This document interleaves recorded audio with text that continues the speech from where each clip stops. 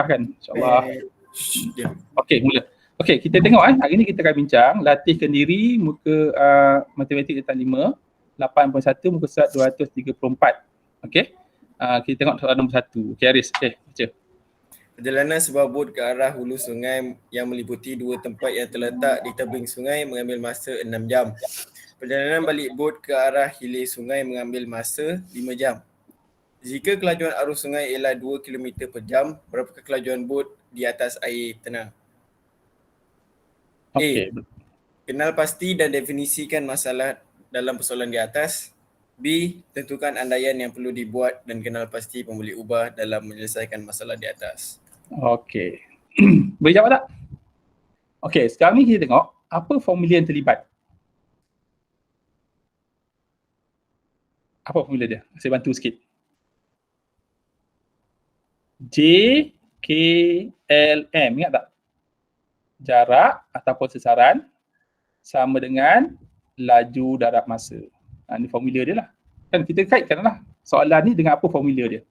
Macam yang tadi contoh, dia adalah PRT tadi. Okay, ni adalah JKLM, jarak sama dengan laju darab masa. Okay, boleh ikut. So kita tengok, kenal pasti dan definisikan masalah dalam persoalan di atas. Okay, apa? Kita kenal pasti dulu. Apa yang dia nak ni? Kelajuan. Okey, kelajuan. Okey. Dia nak masalah dia apa masalah dia?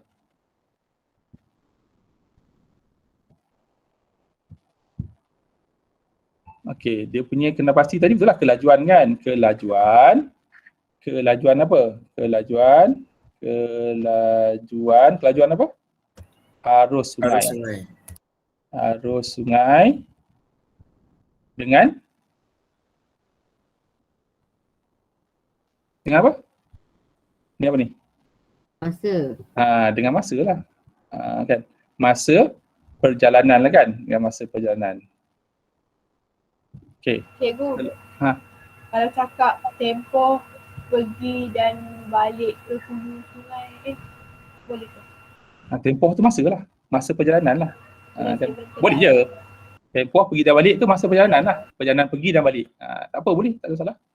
So, kita nak pasti masalah tu, dia adalah masalah melibatkan kelajuan arus air, arus sungai dengan masa perjalanan. Kan sebab dia kelajuan tadi. Kelajuan arus sungai dengan masa tu dia punya kena pasti tadi. Kena pasti masalah. Okey, dapat tak ni? Faham tak? So, kita nak kena pasti masalah tadi. Masalah dia adalah kelajuan arus sungai dengan tempoh masa perjalanan. Pergi balik lah masa tempoh perjalanan tu. Maksud dia, laju dan masa. Okey, boleh tak? Dia kata, berapakah kelajuan bot di atas air tenang? Okey, so kita nak cari apa? Kita perlu mencari Kelajuan. Mencari apa ni? Kelajuan bot. Kelajuan bot di atas air yang tenang. Itu je lah. Yang pertama, kalau soalan yang ni keluar, dia tak ada soalan panjang tadi ya. Tadi itu keseluruhan. Okey, yang saya terang tadi ada bentuk keseluruhan. Okey, mungkin dia akan ambil part-part. Kalau soalan keseluruhan dah keluar macam tu, yang tu dah basic dah tu semua tu. Okey, tak mungkinlah soalan tu keluar. So dia akan ambil satu persatu. So kita nak kenal pasti dulu dan definisikan masalah. So kenal pasti tadi apa? Kenal pasti masalah dia adalah kelajuan arus sungai dengan masa perjalanan. Kelajuan arus sungai dengan masa perjalanan. So kita nak definisikan masalah, dia nak apa? Dia nak kelajuan bot di atas air yang tenang. Tu je lah. Chapter A. Faham tak ni? Faham tak? Faham tak? Faham. Faham kan? Senang kan? Okay, bila kita dah belajar banyak, nak jawab soalan tu lagi senang lah. Okay, kita ambil B pula. Senang itu. B, tentukan andaian yang perlu dibuat dan kenal pasti pemboleh ubah. Apa andaian dia?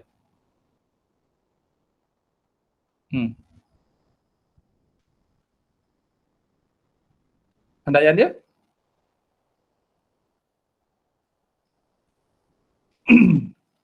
Kelajuan Yang pertama, kelajuan arus sungai, yang ni tak boleh berubah lah.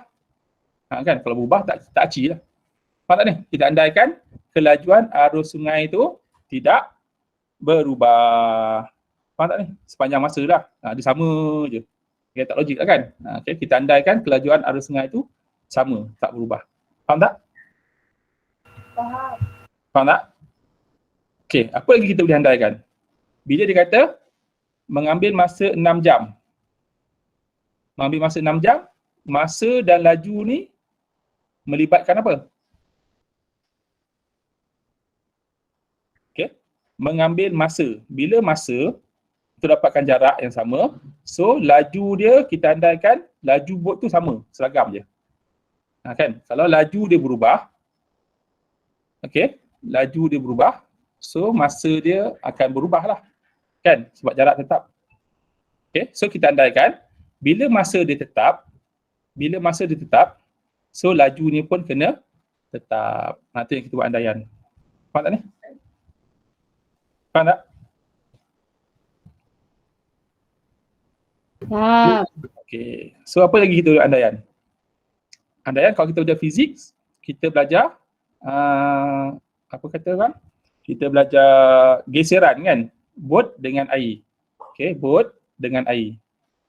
Geseran. Bila geseran ni, ada geseran dia menyebabkan laju bot tu berkurangan. So, kita andaikan kesan geseran antara bot dengan bukan air dan rintangan angin, okay, tidak boleh memberi kesan. Macam kita tengok yang Olimpik tadi lah, rintangan angin pun memberi kesan. Kan? Kenapa yang Datuk Seniawang tu tak potong awal?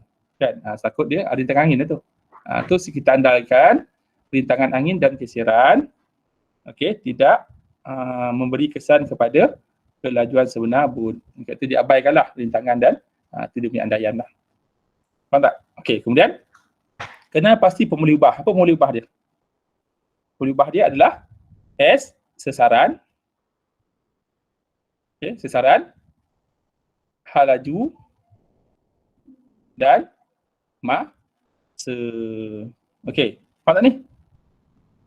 Kelajuan, hal laju bot, pemuli ubah dia, hal laju bot, L untuk laju bot. Okay, laju bot. Kemudian masa,